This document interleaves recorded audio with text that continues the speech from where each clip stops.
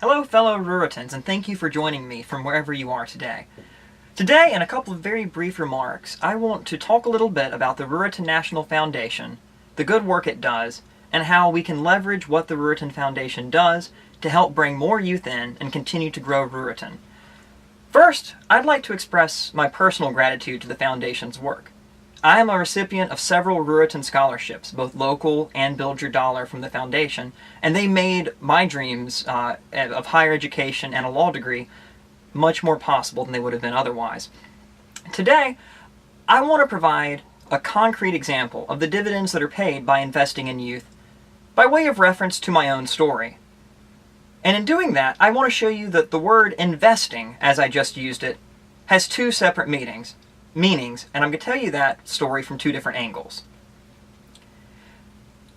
So let's hop in the Wayback Machine and go to summer of 2010.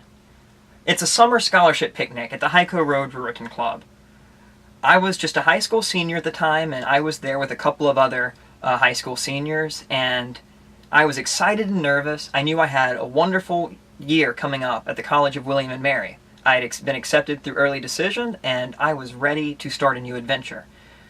I was also desperate to avoid student loans, as you can imagine. I was there with the other people in the community. My goal was to eat, to mingle, to be grateful, but most importantly, I was there to pick up a check. I was after a Build Your Dollar scholarship that I had been awarded. And it was one that I promptly deposited with the William and Mary Bursar's office as soon as I got into the college, and I then began what would be the most formative experience of my young life. I ended up having a great time. I got an undergraduate degree in 3 years.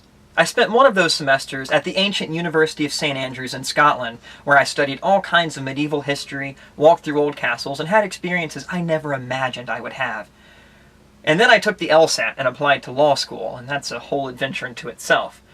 But after 3 years at the nation's oldest law school, I took the bar exam, I recently got married, and I'm now practicing law as a law clerk to the Chief Judge of the Court of Appeals of Virginia. All of that wouldn't have been possible without Ruritan. Fair enough.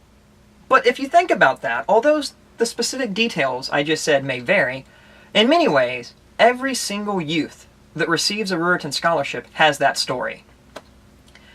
The scholarships I received from Hyco Road Ruritan Club opened up all those doors for me, and it helped me have life-changing opportunities, and I'm forever grateful of that. But I can't help but feeling that the way I just told that story, something's lacking. I feel like one of the many, many people that get these scholarships, but it seems distant. It's one in which Ruritan didn't have that much of a role. So let's tell that story again. Now, I know this is hard to believe, but my Ruritan membership card actually says August 2005 as the month I became a Ruritan.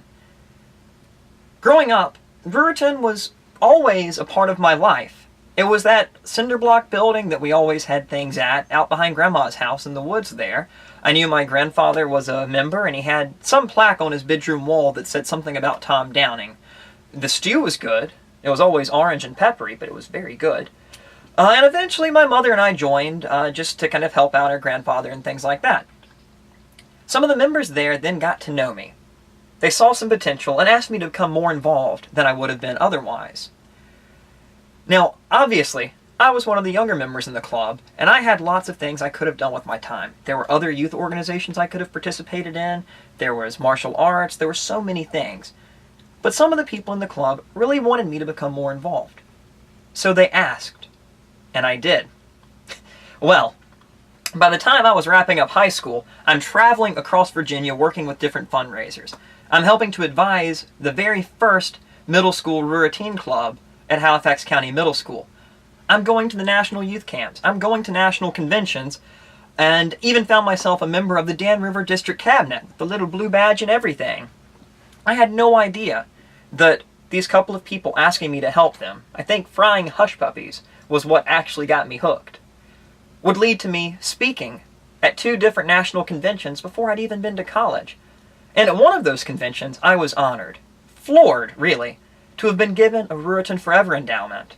It was truly a testament of the potential that the Ruritans here saw in me, and a very tangible statement of their faith that I would one day live up to what they saw. So let's think back to that Ruritan Scholarship picnic in light of this slide. Yeah, I was there with a bunch of other high school seniors, but I had a much, much greater appreciation of what that scholarship I was there to receive meant. I knew what Ruritan meant, and I knew the work that went into fundraising to support the foundation that then went into these scholarships. And critically, I knew that along with these scholarships came the expectation that I would continue to foster the Ruritan qualities of goodwill, fellowship, and community service wherever I found myself. That's why, within my very first semester of arriving at William & Mary, I helped to revive the brand new Ruritan Club on that campus. That was the first collegiate Ruritan Club ever founded, and I'm proud to tell you, it's still serving the greater Williamsburg community. In fact, later today, I'm speaking at one of their meetings and helping them plan new service events in the city of Williamsburg. That's also why, at William & Mary, I became involved with William & Mary's Office of Community Engagement, an office that helps connect students to their community and fill needs, and I did that throughout my time as an undergraduate.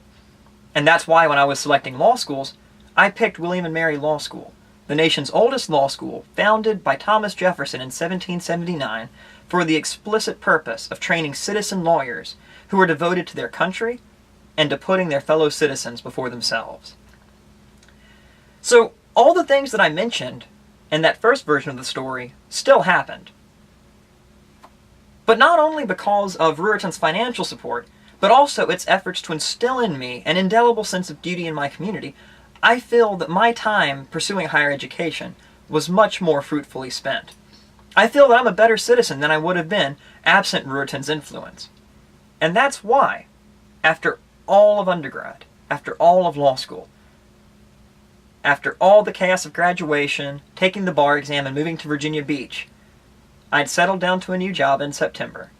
And I said, I've done. I've reached my goals. I'm ready to start my career. And then I paused. Because I wasn't done. I knew I needed to do one more thing. So I picked up the phone to Ruritan National, and I called Chris Pugh, and I said, so, school's done. Where can I find a new Ruritan Club? So, there are a couple of takeaways from these two versions of the story that I'd like you to get. First, youth in Ruritan communities need support from Ruritan clubs in order to achieve their dreams. And both versions of my story acknowledge that. I would have had a much more difficult time achieving my goals in college and in law school without the help of Ruritans. But secondly, financial investment, while absolutely critical, alone is not enough to foster a new generation of community-minded leaders. Instead, if you want your Ruritan clubs to grow, if you want to create the next generation of leaders, you need to invest your time and not just your money. Invest your time by getting to know these people, getting to know the youth in your community, mentoring them, instilling Ruritan values in them. That is how you'll not just ensure the long-term health of your community and help pave the way for community prosperity, but you'll also help keep them in Ruritan so that they can do the same thing within this great organization. So, when you are part of your club scholarship committee and you're selecting recipients for the Build Your Dollar scholarships or your local scholarships or any other awards or grants, please don't just see those students as one-off boxes to check in the Provide for Future Leaders category. Instead, I want you to see them as investment opportunities for both your finances and your time. I'm confident that if you do so, you'll find that your returns are far greater. Thank you so much for joining me today, and if you have any questions, please don't hesitate to contact me. Have a great day.